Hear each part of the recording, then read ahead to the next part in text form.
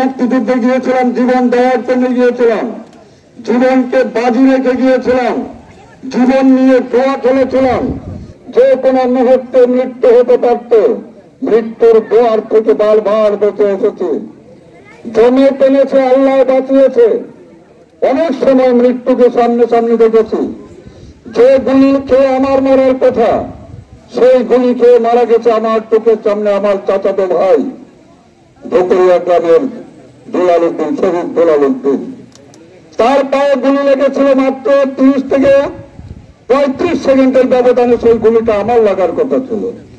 আমি সরে গিয়ে যখন একটু এক কদম আগালাম, দুলাল ভাই পিস্তলকে এসে ওই জায়গাটায় দাঁড়ানো আর গুলি হওয়া একসাথে। সেই দুলাল ভাই মাকে বলে আমার উপর ঝাঁপিয়ে পড়লো। আমি তাকে ফিরে এরকম করে তাকে জড়িয়ে ধরলাম। অন্য মুক্তিযোদ্ধারা ছিল, তারা এসে ধরলো। সেই গুলিটা আমার লাগলে আমিও মারা যেতাম। আর মারা গেলে আজকে আপনাদের সামনে আমি বক্তৃতা করতে আসতাম না। আমি ছাত্র হিসেবেও খারাপ ছাত্র ছিলাম না। আমি 1966 সালে নকলা প্রাইমারি স্কুলে ক্লাস 5-এ বৃত্তি পাওয়া ছাত্র। 1973 সালে যুদ্ধ শেষে 73 সালে আমি ম্যাট্রিক পরীক্ষা দিয়েছিলাম। সেই সময় সারা নকলা উপথানায় আর্টস গ্রুপ থেকে 2 জন মাত্র ফার্স্ট ডিভিশন পেয়েছিল। সেই 2 জনের মধ্যে আমি একজন ছিলাম। আর্টসের থেকে প্রায় 10-12 জন পেয়ে, সায়েন্সের থেকে 10-12 জন পেয়েছিল, আর্টসের থেকে আমরা 2 জন পেয়েছিলাম। আনন্দমোহন কলেজে ভর্তি হয়েছিলাম পড়াশোনা করার জন্য।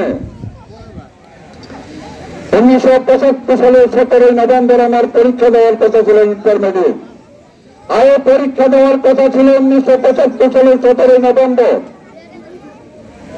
আমি ফর্ম ফিল আপ করেছি, পরীক্ষা দেওয়ার প্রস্তুতি নিচ্ছি, পড়াশোনা করছিলাম। সেই সময় হঠাৎ 1975 সালের 15 আগস্ট জাতির পিতা বঙ্গবন্ধু শেখ মুজিবুর রহমানকে হত্যা করা হয়েছিল। আমি সেই হত্যাটাকে মেনে নিতে পারি নাই।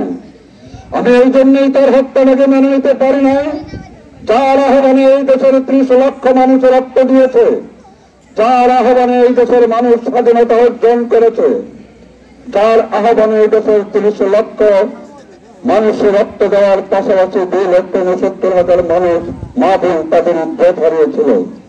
সেই জাতির পিতাকে যখন হত্যা করা হলো, আমি তার হত্যাটা মেনে নিতে পারি নাই। আমি পড়াশোনার দিকে আমার আর মন বসল না। আমার বারবার মনে হয়েছে, যে দেশে বঙ্গবন্ধুকে হত্যা করা হয় সে দেশে আমি লেখাপড়া করে কি করবো, কি হতে পারবো। বঙ্গবন্ধুর হত্যা না হলে, আমার জীবনের গতিপথ পরিবর্তন না হলে আমি আজকে এই জায়গায় থাকার মানুষ না। আমি অন্তত অনেক অনেক বড় জায়গায় আমি থাকতে পারতাম।